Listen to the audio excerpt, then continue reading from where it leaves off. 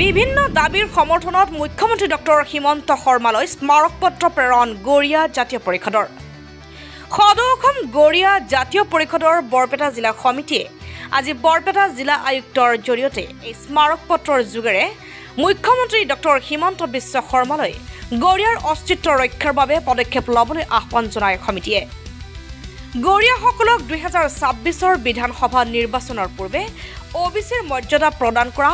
আৰ্থ সামাজিক জৰীপ কৰা গড়িয়াসকলক ডি ভোটাৰ মুক্ত কৰা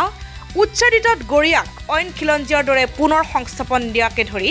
8টা দাবী সম্বলিত স্মাৰকপত্ৰ মুখ্যমন্ত্ৰীলৈ প্ৰেৰণ কৰে সংগঠনটোৱে স্মাৰকপত্ৰ প্ৰেৰণৰ সময়ত উপস্থিত থাকে ৰাজ্যিক কমিটিৰ উপদেষ্টা কামাৰুজ্জামান ৰাজ্যিক কমিটিৰ সদস্য লিকুমণি বেগম জিলা সভাপতি মুকুল আলী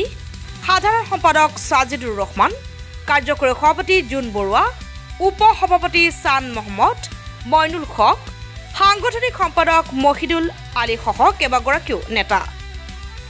বৰপেটাৰ পৰা শহীদুল ইছলামৰ ৰিপৰ্ট সংবাদ আজি আমি আমাৰ সদৌ অসম গড়িয়া জাতীয় পৰিষদৰ নিৰ্দেশত বৰপেটা জিলা গড়িয়া জাতীয় পৰিষদৰ গোটেই সদস্য ছেক্ৰেটাৰী প্ৰেছিডেণ্ট আৰু সদস্য সম্বন্ধিত আমি ইয়াত উপস্থিত হৈছোঁ বৰপেটা আমাৰ জিলা আয়ুক্তৰ অফিচত আমি এখন মেমৰেণ্ডাম মাননীয় শ্যামলৈ পঠাম যিখন মেমৰেণ্ডামত আমাৰ গড়িয়া জাতীয় পৰিষদৰ বা গড়িয়া মানুহখিনিৰ বহুত কথা লিখিত আছে আৰু ইয়াত আমাৰ কথা হৈছে কি 2021 চনত এখন 7খন কমিটি আমাক কৰি দিছিলে আৰু তেতিয়া আমাক চিএমে 105জন মানুহ 150জন মানুহ আমাক মাতি নিছিল আৰু সেই মানুহখিনিয়ে তাত সিদ্ধান্ত গ্ৰহণ কৰিছিল তাৰ 7 কমিটি তাত উপস্থাপন কৰা হৈছিল সেই কমিটিকেইখনৰ যিখিনি কাৰ্যকলাপ সেই গোটেইখিনিত ইতিমধ্যে আমাৰ চিএমৰ অফিচত ছাবমিট হৈছে আৰু সেই ছাবমিট হোৱাৰ পিছতো তাত যি কাৰণত এই বিষয়খিনি আছিলে সেই বিষয়খিনি এতিয়ালৈকে আমাৰ সম্পূৰ্ণ হোৱা নাই সেইটো নোহোৱা মানে আমাৰ গড়িয়াৰ ওপৰত নিশ্চয় তেওঁ কোনো ধৰণৰ ভাল পদক্ষেপ লোৱা নাই বুলি আমাৰ ধাৰণা হৈছে তাৰপিছত দেখা গ'ল যে আমাক 2023ত তেওঁৰ 22 এপ্ৰিলত অন্তত আমাক খিলঞ্জীয়া বুলি ঘোষণা কৰিলে গতিকে আমাৰ এই গড়িয়া মানুহখিনি কেৱল খিলঞ্জীয়াতে আমি ব্যস্ত থাকিব খোজা নাই আমি ভূমিপুত্ৰ অসমৰ ভূমিপুত্ৰ হিচাপে গড়িয়া মানুহখিনি আছে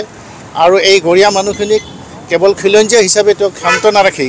আমাৰ যিখিনি আৱশ্যকতা আছে আমাৰ যিখিনি দাবী দুবা আছে আমাৰ যিখিনি অভাৱ আছে এইখিনি তেওঁক আমি মেমৰেণ্ডাম যোগে জনাইছোঁ যে এইখিনি আমাক পূৰণ কৰিব লাগে আৰু ইয়াত দাবীসমূহত আমাৰ আছে যে আমাক ওবিচি প্ৰদান কৰিব লাগে ইতিমধ্যে আমাৰ যিখিনি পপুলেশ্যন আছে গোটেই অসমত গড়িয়া মানুহৰ পপুলেশ্যন এইখিনি আমাৰ ছাবমিট কৰা হৈছে আৰু সেইটো ডিপাৰ্টমেণ্টেলি ছাবমিট হৈছে দুবাৰো আমাৰ শুনানি হৈছে গতিকে সেইটো ওবিচি প্ৰদান কৰাৰ ক্ষেত্ৰত হস্তক্ষেপ কৰিব লাগে আনপিনে আমাৰ যি ডি ভোটৰৰ কথাখিনি আছে সেইটো আমাৰ যদি আছে সেইখিনি আমাৰ অন্তত নাইকিয়া কৰিব লাগে লগতে যিখিনি মানুহ উচ্ছেদ কৰা হৈছে আমাৰ উৰিয়াম ঘাটতে গোলাঘাটকে ধৰি বা আমাৰ গোৱালপাৰাৰ কিছু অংশত ধৰি আমাৰ কেইঘৰমান মানুহক অন্তত গড়িয়া মানুহক উচ্ছেদ কৰা হৈছে এই উচ্ছেদিত মানুহখিনিক গড়িয়া হিচাপে পুনৰ সংস্থাপন কৰিব লাগে যে তেওঁলোকে যি কাৰণতে নকৰক উচ্ছেদ কিন্তু আমি তেওঁক দাবী জনাইছোঁ যাতে তেওঁ এই উচ্ছেদ যাতে বন্ধ ৰাখি অন্তত আমাৰ মানুহখিনিক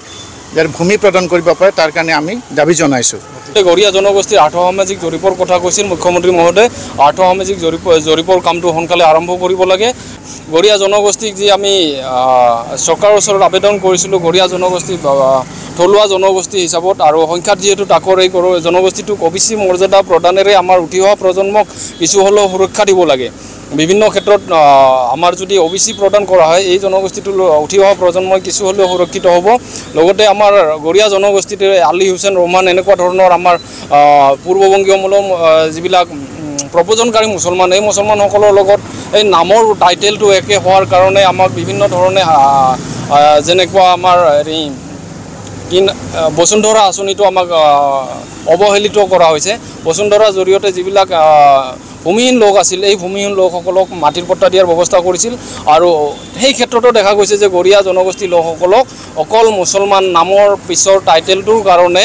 আমাৰ গড়িয়া জনগোষ্ঠী লোকসকলক ইয়াতেও বঞ্চিত কৰা হৈছে যিসকলৰ ভূমিয়ে নাই ক'ত থাকিব গড়িয়া জনগোষ্ঠী লোকসকলে এই আমাক খিলঞ্জীয়াৰ যিটো প্ৰাপ্য অধিকাৰ এই প্ৰাপ্য অধিকাৰৰ ক্ষেত্ৰত কাৰ্যকৰীকৰণ কৰিব লাগে কাৰ্যকৰীকৰণ পদক্ষেপ ল'ব লাগে আৰু আমাৰ জনগোষ্ঠীটোৰ লোকসকলক উঠি অহা প্ৰজন্মক সুৰক্ষিত কৰিব লাগে আজি সদৌ অসম গৰিয়া জাতীয় পৰিষদ বৰপেটা জিলা সমিতিৰ পৰা আমাৰ গৰিয়া জনগোষ্ঠীৰ বিভিন্ন সমস্যা যেনেকুৱা সমস্যা মানে আমাৰ গৰিয়া জনগোষ্ঠী আজিলৈকে আমাৰ যিখিনি ন্যায্য প্ৰাপ্তি সেইখিনি পোৱা নাই। চৰকাৰে আমাক কেতিয়াবা মানে খিলঞ্জীয়া বুলি ঘোষণা কৰিছে, কিন্তু ঘোষণা কৰিলে নহ'ব। আমাৰ যিখিনি তাৰে প্ৰাপ্য যিখিনি মৰ্যাদা সেই মৰ্যাদাখিনি আমাক প্ৰদান কৰিব লাগিব। আজি চাওক, আজি আমাৰ এনেকুৱা সমস্যা হৈছে, আজি আমাক গৰিয়া মানুহক ডিভোটাৰ সজোৱা হৈছে। বসুন্ধৰা আঁচনিৰ পৰা আজি আমি বাদ পৰি আছোঁ। তেনেকৈ মানে বিভিন্ন যেনেকুৱা সমস্যা আমাৰ যি গৰিয়া জনগণনা সেইটো আমাৰ এতিয়ালৈকে হোৱা নাই, আৰু আমাৰ যি চৰকাৰে আমাক OBC মৰ্যাদা প্ৰদান কৰাৰ কথা কৈছিল সেইখিনিও আজিলৈকে হোৱা নাই। গতিকে আজি বিভিন্ন আমাৰ খিলঞ্জীয়া গৰিয়া জনগোষ্ঠীৰ বিভিন্ন মানে সমস্যাখিনি বিভিন্ন সমস্যাৰে আমি জৰ্জৰিত, আৰু সকলো সমস্যা আমি চৰকাৰক আগতেও মানে আমি জনাই আহিছোঁ, আৰু আজিও মানে আমি সমগ্ৰ অসমতে জিলা উপায়ুক্তৰ মহোদয়ৰ জৰিয়তে আমি মুখ্যমন্ত্ৰীলৈ স্মাৰক পত্ৰ প্ৰদান কৰিছোঁ। আৰু সেই সম্বন্ধে আজি আমি বৰপেটা জিলা গৰিয়া জাতীয় পৰিষদে আমাৰ বৰপেটা জিলা উপায়ুক্ত মহোদয়ৰ জৰিয়তে আমি অসমৰ মাননীয় মুখ্যমন্ত্ৰী হেমন্ত বিশ্ব শৰ্মা ডাঙৰীয়ালৈ আমি স্মাৰক পত্ৰ প্ৰদান কৰিছোঁ। আৰু আমি আশাবাদী যে আমাৰ যি গৰিয়াৰ আমাৰ ন্যায্য আমাৰ প্ৰাপ্তি আমাৰ সেইখিনি আমাক চৰকাৰ